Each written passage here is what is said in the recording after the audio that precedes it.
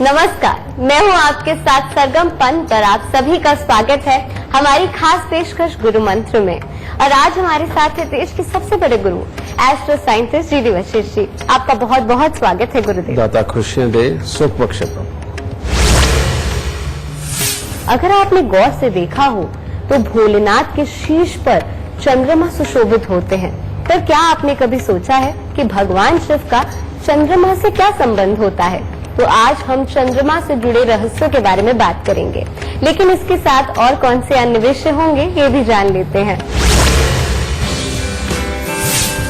चमकते चांद की तरह कैसे चमकेगी आपकी किस्मत?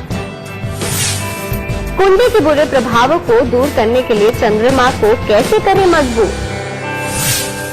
जीवन में आने वाले संकटों को कैसे रोकेगा चंद्रमा? क्या चंद्रमा की वजह से आपकी सफलता रुकी हुई है? आज जानेंगे उपाय। गुरुदेव, आज हमारा जो स्पेशल एपिसोड है वो चंद्रमा पे है, तो शुरुआत भी चंद्रमा से ही कर लेते हैं कि चंद्रमा का हमारी कुंडली से क्या संबंध होता है। बेटा, हिंदुस्तान में जो भी बसता है वो सनातनी है, और जो सनातनी है वो भोलेनाथ, उसका स्वरूप, उसकी कृपा, उसकी सोच, उसके कर्म से दूर रह ही नहीं सकता।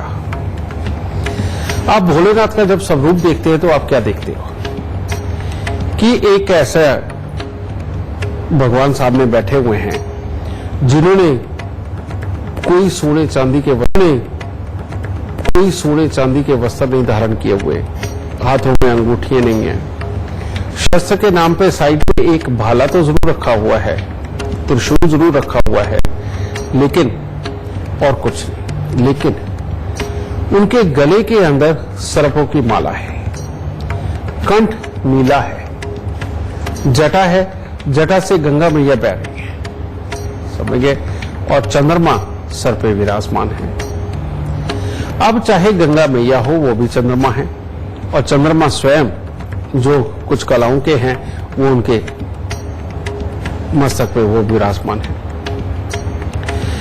तो अब ये भोलेनाथ का स्वरूप यानी कि चंद्रमा समझा क्या रहे हैं? समझा ये रहे हैं कि जिनकी जन्म कुंडली के अंदर चंद्रमा अच्छा होगा, जैसे हम ये कह सकते हैं, इसका सबसे बड़ा एग्जाम्पल अगर हम देखें कोई, तो इस धरती पे जिन्होंने अवतार लिया श्री कृष्ण जी, जो 16 कला संपूर्ण थे, चंद्रमा की सारी कलाओं में संपूर्ण थे, ठीक है। तो ये गुण होने चाहिए, लेकिन कैसे? अब जो घर का बड़ा होता है बेटा, वो अगर भोलेनाथ के रूप में रहे, चंद्रमा को अच्छा बना करके चले, तो गृहस्थी बहुत ही बढ़िया चलती है। कैसे? इसका मैं आपको खुलासा करता हूं। जैसे भोलेनाथ का स्वरूप है, आप देखो उनके गले के अंदर सर्प विराजमान है। इसका मतलब क्या है? इसका मतलब ये है कि गृहस्थी में रहते हुए दुनियादारी की मुसीबत, परिवार के अंदर किसी ने किसी को कुछ कह दिया, किसी की बात किसी को बुरी लग गई, किसी का कुछ हो गया, वो किसी का कुछ थोड़ा लालच नजर आता है कि नहीं ये चीज मुझे मिलनी चाहिए, किसी का ये त्याग नजर आता है। इन सारी चीजों को जब सुनता है ना इंसान, तो ऐसे लगता है कि मेरे गले में सांप पड़ गए।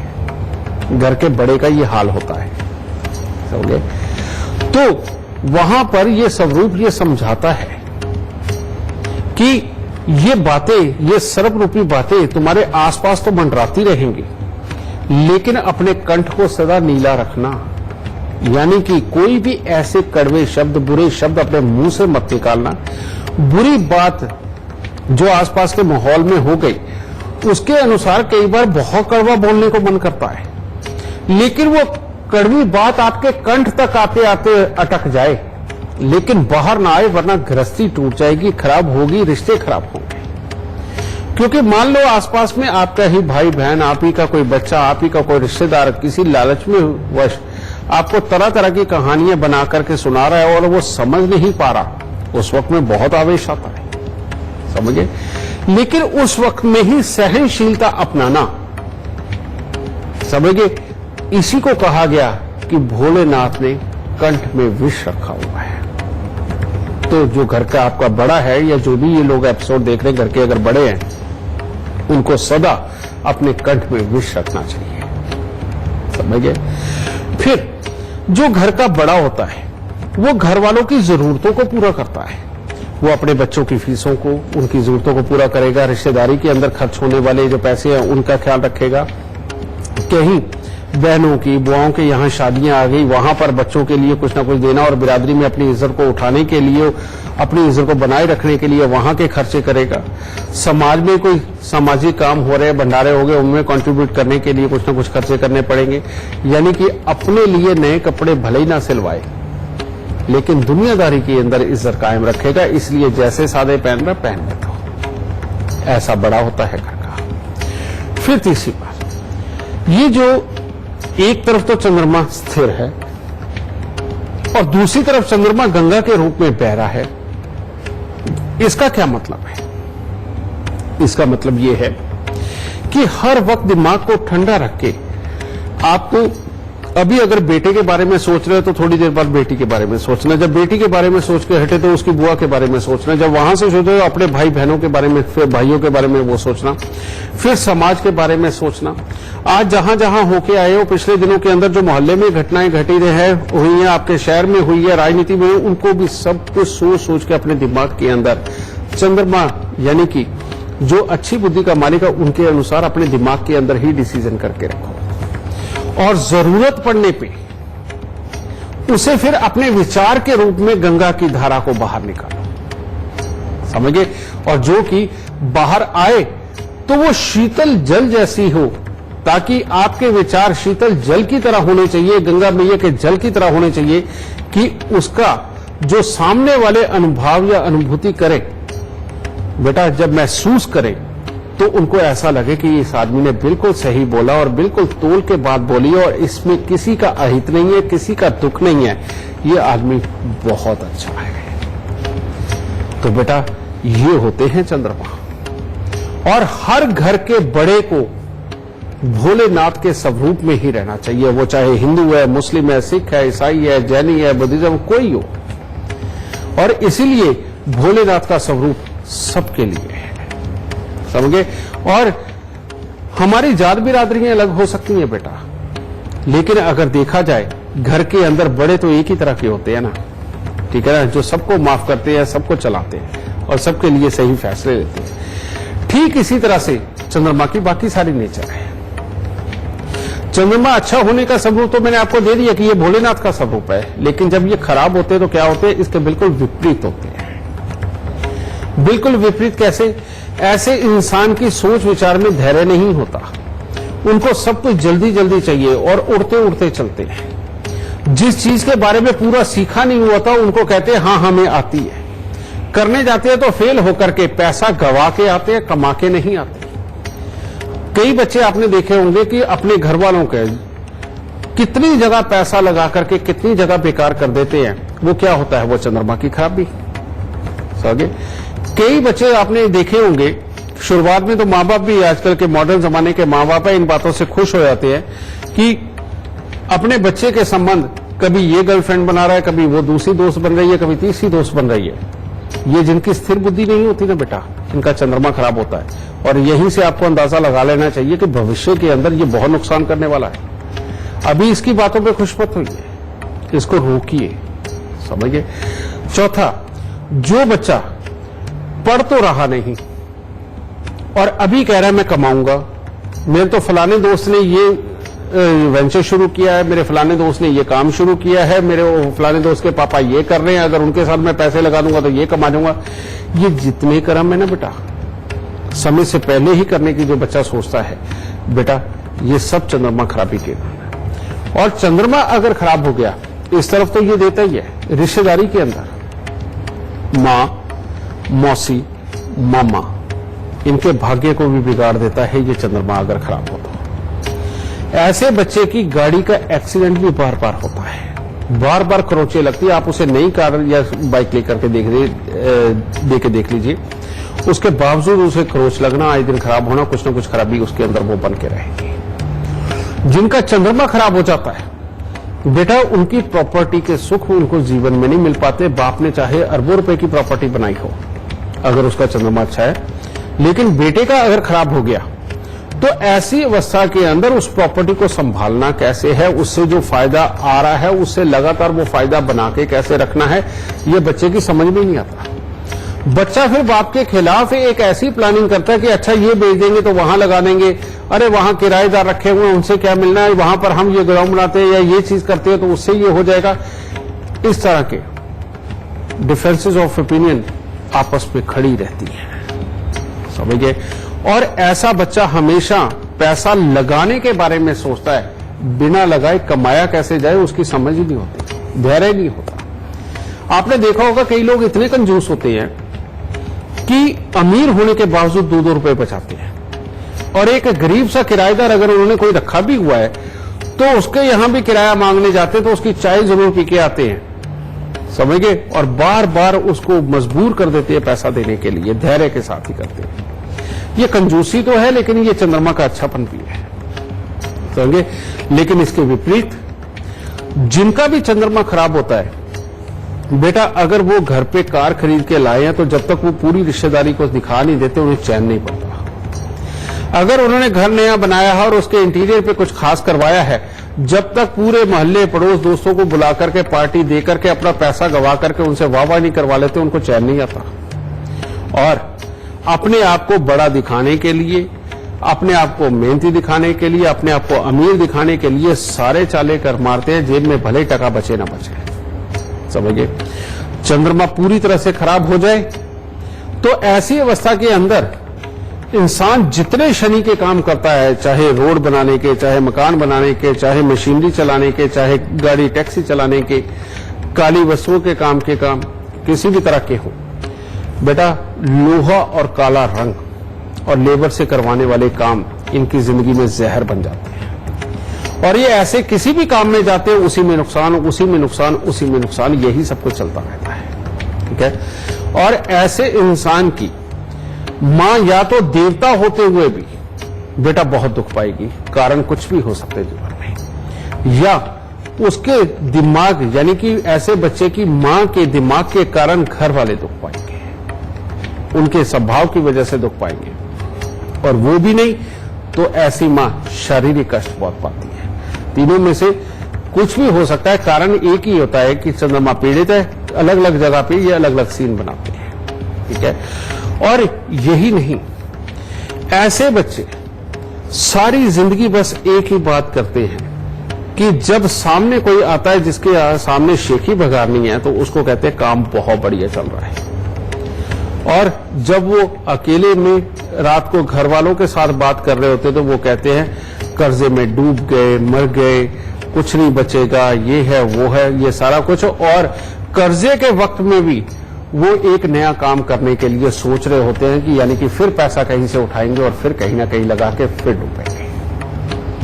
इतनी बड़ी खराबियां देते हैं चंद्रमा अगर खराब हो जाए। इसीलिए हमारे जो ऋषि मुनि रहे हैं, साधु संत रहे हैं पिछले, उन्होंने एक बात कही कि अगर कहीं पर भी कोई पेश नहीं चल रही तो परमात्मा की शरण में जाओ, समाधि लगाओ, ध्यान लगाओ।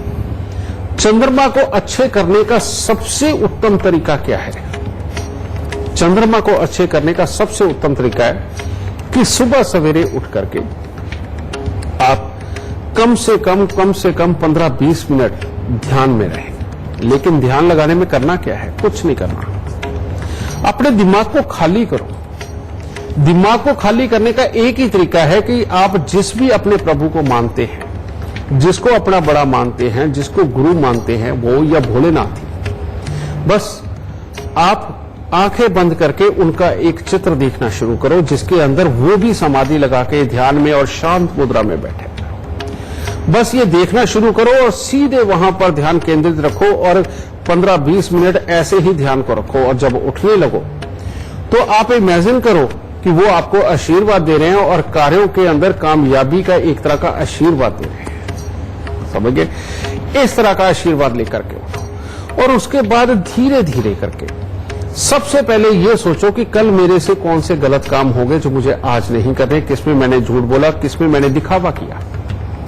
मुझे इन चीजों से बचना कैसे, सबसे पहले ये सोचो। और दूसरा ये सोचो कि आज मुझे किस कर्म पे निकलना है, किस काम के ऊपर निकलना है जिसको मैं दिखावा किए बिना और झूठ बोले बिना मैं करके आऊंगा, और जो लीगल तरीका बनता उस तरीके से करके आऊंगा। बेटा इतनी सी एक्सरसाइज पहले 15-17 दिन के अंदर ही आपको रिजल्ट दिखा देगी कि चंद्रमा अच्छे होने लगे हैं। समझे? चंद्रमा बुरे हो जाए तो और भी 1000 तरह की मुसीबतें होती हैं।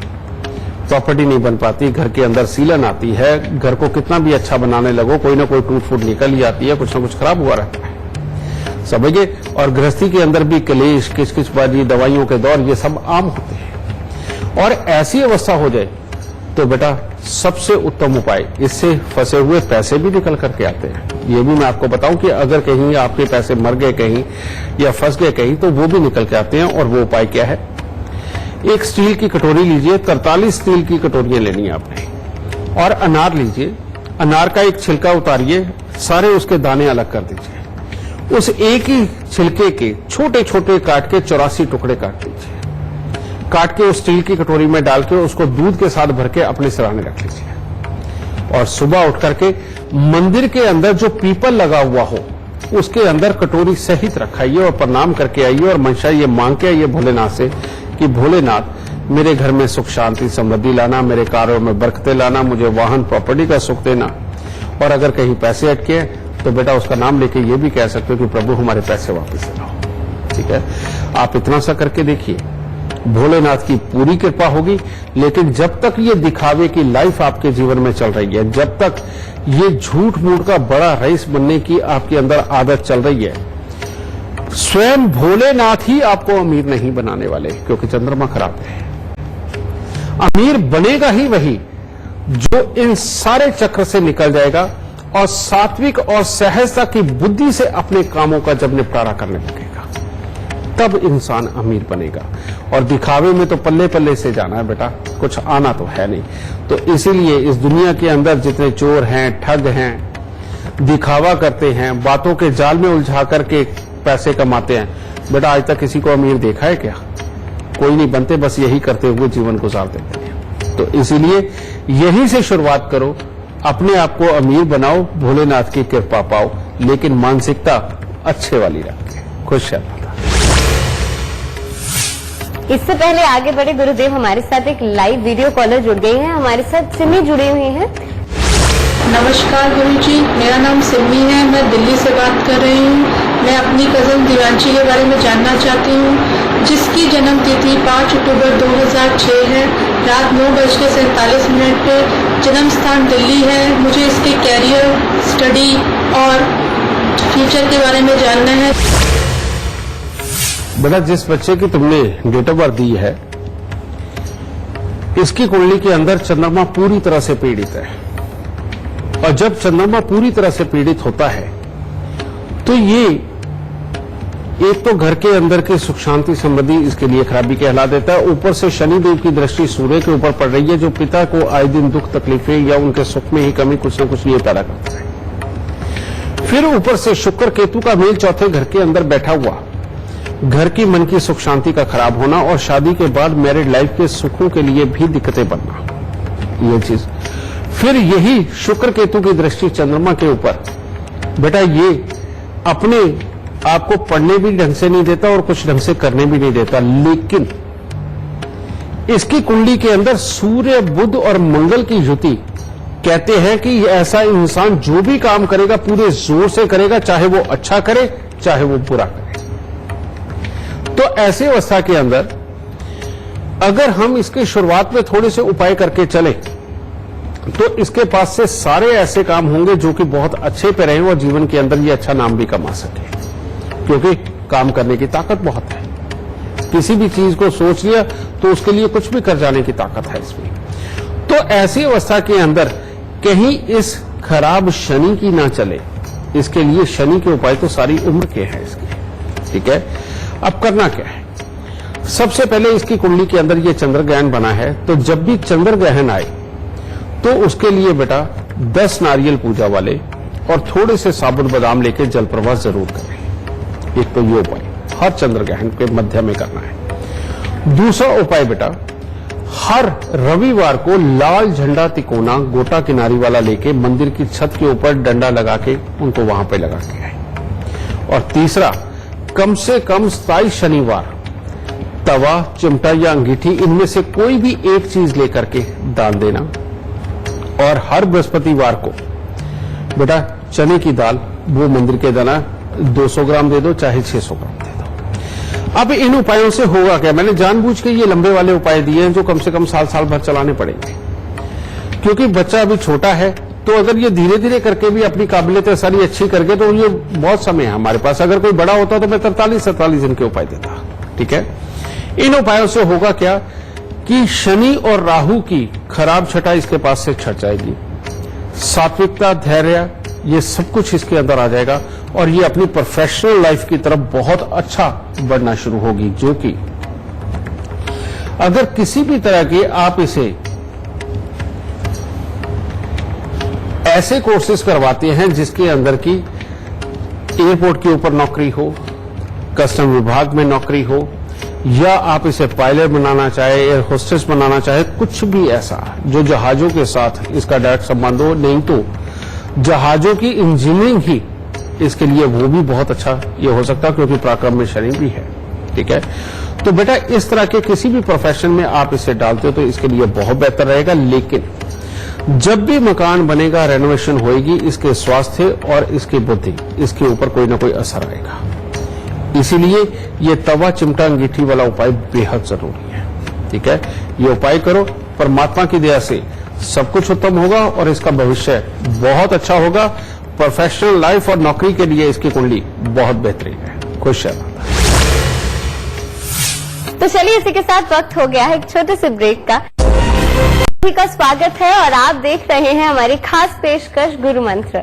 गुरुदेव, आज बात चंद्रमा की हो रही है, तो जो बच्चे जिनका चंद्रमा कमजोर होता है, खराब होता है उनकी कुंडली में, तो उनके स्वभाव पे क्या कुछ असर पड़ता है, उनके जीवन में क्या कुछ लिखा होता है और किस तरीके से वो अपने इस कमजोर चंद्रमा को ठीक कर सकते हैं? सवाल अच्छा है बेटा, क्योंकि ये चंद्रमा का जो असर है जी, ये वैसे तो हर ग्रह का ही बचपन से असर शुरू होता है, क्योंकि हमारा बचपन लिखाई, पढ़ाई और सीखने से जुड़ा हुआ है। इसीलिए चंद्रमा का शायद बचपन के ऊपर प्रभाव ज्यादा रहता है। ठीक है, एक बचपन में और एक बुढ़ापे में ही तो चंद्रमा का प्रभाव देखा जाता है। चंद्रमा जिन बच्चों का खराब होता है उनकी सबसे बड़ी प्रॉब्लम होती है डबल माइंडेड होना, कंफ्यूजन में पड़ना और अपने लिए स्वयं डिसीजन ना ले पाना। बहुत सारे बच्चे ऐसे हैं बेटा जो माँ बाप को आकर के कहते हैं कि नहीं हमने ये करना है और ये डिसाइड कर लिया और ये इस तरह से है, लेकिन कॉन्फिडेंस और उनका ज्ञान, उसके ऊपर माँ बाप को भरोसा भी होता है, यस बोल देते हैं। लेकिन बहुत सारे बच्चे आपने देखे होंगे जिनकी आंखों पे चश्मे भी लगे होते हैं, उनकी आंख में खासतौर पे राइट आई के अंदर बार बार तकलीफ भी आती है, समझ गए। और बार बार ऐसा बच्चा कंफ्यूजन में पड़ के डबल माइंडेड होकर के माँ बाप के समझाने के ऊपर भी पूरी बात नहीं समझ पाता और समझाने के बावजूद वो ये कहता है कि मैं कैसे करूंगा। ठीक है, ऐसे बच्चों को आपने देखा होगा कि ये बहुत जल्दी दूसरों की बातों में भी आ जाते हैं, क्योंकि अपनी ही प्लानिंग की बुद्धि इतनी लंबी चौड़ी नहीं होती। समझे, धैर्य से अच्छे बुरे का निर्णय नहीं कर पाते। ऐसे बच्चों के दोस्त अगर खराब मिल जाएं तो बच्चा अपने आप खराबी के अंदर डूबता चला जाता है। बहुत सारे बच्चे आपने देखे होंगे बचपन के अंदर ही बेटा वो ड्रग्स लेने लग जाते हैं या किसी भी तरह के नशे, बीड़ी सिगरेट के अंदर चले जाते हैं। कई बच्चे शराब पी लेते हैं। ये इन बच्चों को बचा के रखना बहुत जरूरी है जिनका चंद्रमा कमजोर होता है। फिर चंद्रमा जिनका कमजोर होता है उनकी कंसंट्रेशन इतनी कमजोर होती है कि वो जब पढ़ने बैठते हैं तो इधर उधर के कई तरह के विचार उनके दिमाग में आते हैं। वो बच्चा ऊपर बैठ के पढ़ रहा है या अपने घर में चौबारे के ऊपर पढ़ रहा है, लेकिन उसके कान बाहर खेल रहे बच्चों के ऊपर होता है। और बच्चा यहां पढ़ रहा है लेकिन घर के अंदर नीचे क्या चल रहा है उसके ऊपर ध्यान होता है, यानी कि कभी भी वो कंसंट्रेट नहीं कर पाता। और ऐसे बच्चों की सबसे बड़ी प्रॉब्लम क्या है कि जो मैथमेटिक्स के फॉर्मूले हैं उनको समझ नहीं आते। वो रटिफिकेशन करते हैं, याद करते हैं और याद करके एक ही सवाल अगर याद किया तो वही लिखने के लिए तैयार रहते हैं, उनको लॉजिक नहीं याद होता। समझ गए। और जिसका भी चंद्रमा खराब है बेटा, वो लॉजिक से पढ़ाई तो कर ही नहीं सकता, लॉजिक ही करता है, समझ गए। चंद्रमा अगर खराब हो गया तो बच्चा ना बैठे बिठाए अपने बिस्तर पे बैठे हुए, सोते हुए अपने ख्यालों में गुम रहेगा और ख्यालों के अंदर ही बड़ी बड़ी बिल्डिंगें बना देता है। और उन सपनों के जो जागते हुए देखे जाते हैं, उनके प्रभाव की वजह से ऐसा बच्चा जिंदगी के अंदर कोशिशें भी ऐसी ही करता है कि जिससे जल्दी जल्दी उसको सब कुछ मिल जाए। उसको ब्रांडेड कपड़े मिले, उसको ब्रांडेड चीजें मिले, उसके बाद लग्जरी कार हो, समझ गए, और ये सारा कुछ हो, और दिखावे में जा सके। क्योंकि जो बड़ों की आदत बड़े होके बनती है वही बचपन से तो डेवलप होती है, यानी कि बच्चा दिखावे में जाना चाहता है। ठीक है, वो जब अच्छा बन के दिखाएगा तो इतना अच्छा बन के दिखाएगा कि उससे अच्छा कोई नहीं है। लेकिन गहराई से जब एनालाइज किया जाएगा तो पता चलेगा कि जो तो इजी था उसके अंदर अच्छा बन के दिखा दिया, जो मुश्किल है, जहां पूरा ध्यान लगाना था, जहां अकलमंदी से काम करना था, वहां पर वो फिसड्डी सामने आया। तो ऐसे बच्चों की लिखाई पढ़ाई भी नहीं टिक पाती। और अगर इस तरह का चंद्रमा खराब है और आपके घर पे किसी भी तरह का 2 रंग का जानवर है जिसका काला और सफेद दोनों ही रंग है, तो बेटा ये उस बच्चे के लिए और खराब साबित होगा। चंद्रमा पीड़ित हो तो दूध देने वाले जानवरों का काम कभी भी नहीं हो सकता, समझे, वो फलते ही नहीं है। लोग अगर वही जानवर रखते हैं तो उनको बहुत फलीभूत होते हैं, लेकिन ऐसे इंसान के घर पे होंगे तो जानवर दूध देने वाले वो नहीं फलते। और ऐसे घर के पैसे बेकार होते हैं, घर के अंदर सीलन भी बहुत आती है। तो सबसे पहले अब अगर जानवर रखा हुआ उसे निकाल तो सकते नहीं। अगर ऐसी अवस्था हो तो ऐसे बच्चे के हाथ से 43 दिन जो माथे के ऊपर किसी जो घर पे जानवर रखा हुआ उसका सफेदपन हो तो उसको 43 दिन काली स्याही के साथ काला करते हैं। एक तो ये उपाय बहुत जरूरी है। दूसरी बात, अगर ये बच्चे को ये दिक्कत चल ही रही है तो 43 दिन लगातार थोड़ी सी काली स्याही जो लिक्विड वाली होती है, इसकी गोलियां भी मिलती है, पानी मिला के लिक्विड कर सकते हो, ये 43 दिन काली स्याही उसके पास से जल प्रवाह करवा दो ताकि ये बुरापन खत्म हो जाए। और ऐसे बच्चे को अश्वगंधा थोड़ी सी लेकर के, जड़ी बूटी होती है ये, कोई नुकसान नहीं इसका, लेकिन देनी बहुत ही कम है, समझिए। आप ये लगा लीजिए कि रोज अगर आप देते हो तो 2 ग्राम से ऊपर नहीं दे सकते, इतनी अश्वगंधा दे करके उसको साथ में, जिससे कि उसका दिमाग ठंडा रहेगा, कंसंट्रेट करने लगेगा। अब यहां पर हमें इसके मित्र ग्रहों की भी सहायता देनी है, तो उसके लिए हम क्या करेंगे, तांबे का लोटा लिया, तांबे के लोटे के अंदर चावल भरे और लाल चंदन का लेप लगाया, मंगलवार के मंगलवार उसके पास से हनुमान मंदिर के अंदर रखवाना शुरू कर देंगे। ठीक है, जिससे एक तरह का शनि चंद्र का मेल ना रहे, एक तरह का मंगल चंद्र का मेल बन जाए और मंगल पढ़ाई लिखाई के अंदर कंसंट्रेशन देता है, बच्चे की बुद्धि को स्थिर करता है और बच्चे के पास से धैर्य से सारे काम करवा के उसे समझदार साबित करता है। और सबसे उत्तम एक उपाय वो क्या होता है कि चांदी की अंगूठी के अंदर 4-5 रत्ती का मूंगा लगवा करके उस बच्चे को रिंग फिंगर के अंदर पहना दो। इससे बच्चे की पढ़ाई लिखाई, उसकी ग्रोथ बहुत ही अच्छी होगी और ऐसे बच्चे को खास तौर पे नीले और काले रंग से दूर रखना चाहिए। आप ये करके देखो, बच्चे के अंदर अगर कोई इस तरह के अवगुण भी हैं या उसकी कंसंट्रेशन में प्रॉब्लम है, सब खत्म होकर के बच्चा अपने टारगेट्स को अचीव जरूर करेगा। खुशियां। इससे पहले आगे बढ़े, हमारे साथ एक लाइव वीडियो कॉलर जुड़ी हुई है। हमारे साथ आरती रावत गुरुदेव जुड़ी गई हैं जो आपसे सवाल पूछना चाहती हैं। जी आरती, इससे पहले आप अपने सवाल को रखें, उससे पहले आप हमें अपने जन्म की तिथि, समय, स्थान इसी क्रमांक में बता दीजिए और फिर सवाल पूछ सकती हैं। गुरुजी प्रणाम, मेरा नाम आरती रावत है। मेरा डेट ऑफ बर्थ है 8 नवंबर 1987। जन्म समय है 9:35 रात का और जन्म स्थल है दिल्ली। गुरुजी मैं 3 साल से अपना काम कर रही हूँ जो इस टाइम पे पूरा डूबा हुआ है, जिसकी वजह से मेरे पास बहुत ज्यादा कर्ज हो चुका है और घर वाले मेरी शादी को लेकर भी परेशान है। कृपया करके मुझे इस परेशानी से उबारिए। बेटा, तुम्हारी जन्म कुंडली के अंदर पहले मैं आपको बता दूं कि तुम मांगलिक हो, ये तो तुम जानती ही होगी, और चौथे घर की मांगलिक। चौथे घर के अंदर मंगलदेव, 11वें घर के अंदर उनकी राशि और छठे घर के अंदर इनकी राशि, इनमें से अगर पॉजिटिव अगर देखा जाए तो सिर्फ एक 11वां घर और बाकी चौथा और छठा घर हमेशा जीवन साथी और पुत्र के सुखों के लिए कमजोर बनता है। और वैसे भी चौथे घर के मंगल के लिए कहा जाता है कि पति के सुख, कामकाज और लाभ तीनों ही खराब। दूसरी तुम्हारी कुंडली के अंदर कमी वो ये कि शनि देव की पूर्ण दृष्टि चंद्रमा के ऊपर और चंद्रमा 12वें स्थान पर। 12वें स्थान के चंद्रमा को तो यहां तक कहा जाता है कि आदमी इसी जन्म में नहीं अगले जन्म में भी गरीब होगा। जब तक इसका इलाज नहीं होता तब तक तो ये चंद्रमा बहुत ही खराबी देने वाले हैं। और चंद्रमा 12वें में और चौथे घर में मंगल, ये अपने आप में एक योग और बन गया जो कि इंसान को कमाने ना दे, उसकी मेहनत पे मेहनत करवाए लेकिन रिजल्ट ना होने दे। जिसका भला करो उसी से खिलाफत हो, समझे, और तुम जिसकी मदद करोगी वही तुम्हारे खिलाफ खड़े होगा। ये सारी प्रॉब्लम में लेके बैठा हुआ है। ऊपर से बुध देव की दृष्टि बृहस्पति के ऊपर बिजनेसमैन बनाता है, लेकिन खाली मटके जैसा, जिसमें कि सिर्फ हवा ही हवा हो, भरा हुआ ना हो। समझे? अब ये तीन योग हैं जो तुम्हारे कामकाज के लिए बिल्कुल ठीक नहीं, पति के सुख के लिए ठीक नहीं। लेकिन एक और योग सूर्य शुक्र का, इसके अंदर भी कहते हैं पति पत्नी के सुख देरी से और बाद में उनके अंदर भी कुछ खास अच्छा ना रहे। और खास तौर पे अगर लव मैरिज की तरफ गई फिर तो खास तौर पे ये प्रॉब्लम पैदा करेगा, समझिए।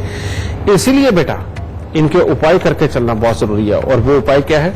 सबसे पहले 43 दिन लगातार 1200 ग्राम चावल को दूध का छींटा मार के जल प्रवाह करना।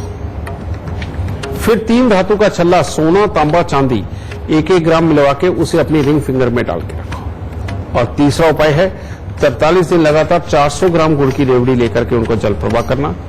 अब फाइनल उपाय, शुक्रवार के दिन मिट्टी के लोटे के अंदर सरसों का तेल भरकर उसमें मुंह देख करके ढक्कन को सीमेंट से बंद करना है। और शनिवार की दोपहर को जब सीमेंट से सूख जाए वो साफ करे तो उसके साथ 3-4 ईंटें बांध के खड़े पानी में छोड़ के आना है। और जब भी तुम्हारा चप्पल या जूता चोरी या गुम हो या घर में बहुत ज्यादा सीलन आने लगे तो हर महीने एक चमड़े की जुत्ती लेकर के बेटा बार किसी गरीब इंसान को दान दे देना। ये उपाय करना बहुत जरूरी है। तुम अपने लिए जब भी चमड़ा या लोहा खरीद के लाओ, साथ में खिलौने जरूर खरीद के लाने हैं, इसका खास ख्याल रखना है। और शादी के बाद एक बहुत बड़े परहेज की जरूरत है, और वो ये कि तुम्हें गुड़ खाना छोड़ना पड़ेगा और मियां बीबी कभी दिन के समय में एक ना हो, इसका खास ख्याल रखना। अगर ये हुआ तो बेटा ऐसी अवस्था में चाहे तो जीवन साथी बीमार हो चाहे तो दोनों में से एक का बीमार होना तय हो जाएगा। आपस में अनसेटिस्फैक्शन फीलिंग चलेगी और जिसके चलते हुए बेटा आपस में तुम्हारे डिफरेंसेस तक भी क्रिएट हो सकते हैं। इसलिए इस चीज का खास ख्याल रखना है। और सारी जिंदगी हर जन्मदिन के बाद 43 दिन 3 केले मंदिर के अंदर जरूर देने हैं। इतने से उपाय करके देखो, क्योंकि तुम्हारी कुंडली के अंदर बिजनेस के योग है तो इसके बाद बिजनेस चलेगा। और ये उपाय हो जाने के बाद में फिर अब तुम्हारी शादी अगले कुछ ही समय में आप देख लेना कि तय भी होगी और दाता की तरफ से सुख भी पाओगे। क्वेश्चन गुरुदेव, जैसे अभी आपने बताया कि जिन लोगों का चंद्रमा बहुत मजबूत होता है उनको रुपए पैसे की कभी कमी नहीं होती है जिंदगी में, लेकिन हमने ऐसे कई लोगों को देखा है जो कि अर्श से फर्श पे पहुंच जाते हैं रातों रात। तो उन लोगों का तो चंद्रमा खराब हो जाता है, इसीलिए उनकी जिंदगी में इतनी दुख तकलीफें आती हैं। ये बात तुमने बिल्कुल सत्य कही रजे। इस तरह से खराब करने वाले 2 ही ग्रह होते हैं। एक है बुध जो बिन पहनने के लोटे की तरह लुढ़क के इंसान को अर्श से फर्श पे ले आता है। लेकिन कई लोगों का तुमने देखा होगा कि पैसा ही लुट जाता है। कैसे? जैसे किसी को प्रॉपर्टी खरीदने के लिए पैसे दिए लेकिन पैसा चला गया, ना प्रॉपर्टी मिली ना पैसा। कई लोग बिजनेस करने के लिए पार्टनर को पैसे देते हैं और पार्टनर सारे पैसे उसी के लगा के उनको खराब करके बाद में उनका पैसा भी वापस नहीं देता। बहुत सारी दुनिया आपने ऐसी देखी होगी कि अचानक उसको एक इतना मोटा लॉस होता है कि जिनका वो काम करते हैं वो कंपनी ही भाग जाती है और उनका पैसा दिए बिना। लेकिन ये जो सारी खराबियां हैं बेटा, ये सारी खराबी चंद्रमा की दी हुई खराबियां हैं। और इसके बाद में ऐसा इंसान भरोसे पे किसी को पैसा दे वो नहीं वापस आता, रिश्तेदार को पैसा दे वो नहीं वापस आता, ये भी सारी चंद्रमा की खराबी है। ठीक है, ऐसी अवस्था के अंदर बेटा जब भी आप लोग मकान बनाते हो, रेनोवेशन करते हो, कुछ भी रिपेयरिंग करते हो, बना बनाया मकान खरीदते हो, समझे, या जड़ से ही बनाना स्टार्ट करते हो, तब इस तरह के हालात उत्पन्न होते हैं। क्योंकि लाल किताब के अंदर साफ तौर पे कहा गया है कि जिस तरह का शनि होगा उस तरह का चंद्रमा फल देगा, और जिस तरह का चंद्रमा होगा उस तरह का शनि फल देगा। ठीक है, तो यानी कि मकान बनाना, कंस्ट्रक्शन करना, रेनोवेशन करना चंद्रमा के साथ सीधा ही संबंध हो गया। तो ऐसी अवस्था के अंदर अगर शनि के साथ में संबंधित है चंद्रमा, या किसी भी तरह से शनि खराब है, तो ये चंद्रमा अपने आप बुरा होता चला जाता है। और इसकी एक और बात बनती है कि जब भी इस तरह की खराबी आती है तो इंसान की जुबान में एक कड़वापन, एक तीखापन आता है, जिससे कि सामने वालों को बातें भी बुरी लगती है। आदमी का ओवर कॉन्फिडेंस होना ही उसको डुबो भी देता है, समझे, और बहुत ज्यादा भरोसा करना वो भी डुबो जाता है। तो अगर इस तरह की अवस्था हो चुकी है तो मैं अभी जो अनार की कटोरी वाला उपाय बता के हटाऊं कि 43 दिन एक अनार का छिलका लेकर के उसके 84 टुकड़े काटने छोटे छोटे, और स्टील की कटोरी में डाल के दूध से भर के अपने सराने रखे, और सुबह उठ करके मंदिर के अंदर लगे हुए पीपल के नीचे रख के आए। ऐसे लोगों को ऐसा इलाज जरूर करना चाहिए अगर इस तरह की कोई खराबी जीवन में आ चुकी है जो हमने बताई। लेकिन साथ में शनि के उपाय करने बहुत जरूरी है, और शनि को अच्छा करने के लिए सबसे पहला उपाय करना जरूरी है बजाय उसे निकालने के। शनि तभी अच्छे होते हैं जब कुत्ते और कौओं की सेवा की जाए, भैंस की या भैंसे की सेवा की जाए।